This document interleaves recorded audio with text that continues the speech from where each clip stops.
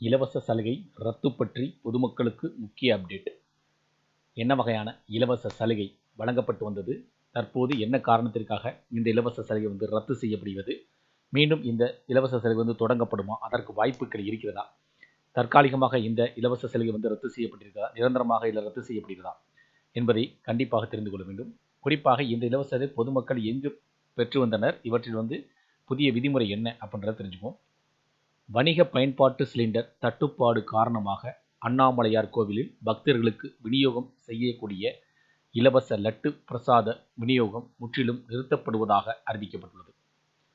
திருவண்ணாமலையில் பிரசித்தி பெற்ற அருணாச்சலேஸ்வரர் கோவில் உள்ளது. இந்த கோவிலுக்கு சுவாமி தரிசனம் செய்ய வரும் பக்தர்களுக்கு கடந்த 3 ஆண்டுகளாக லட்டு பிரசாதம் இலவசமாக வழங்கப்பட்டு வருகிறது.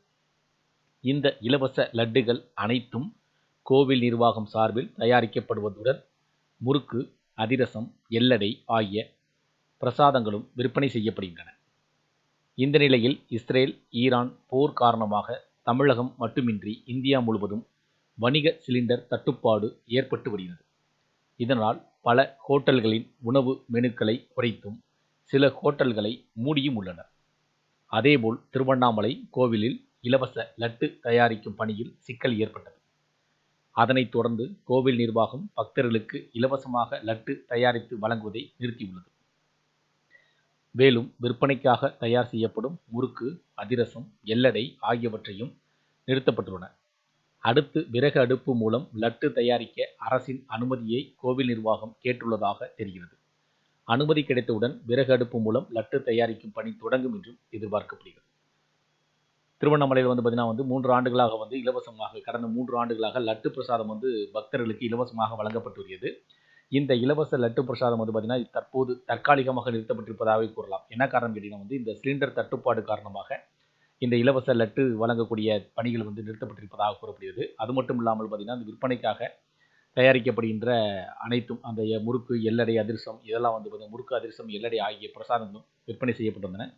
இவற்றை சிலிண்டர் தட்டுப்பாடு காரணமாக இந்த விநியோகம் நிறுத்தப்படுவதாக கூறப்படுகிறது. குறிப்பாக பக்தர்களுக்கு வழங்கப்படுகின்ற இலவச லட்டு நிறுத்தப்படும் அப்படின்னு சொல்லியிருக்காங்க.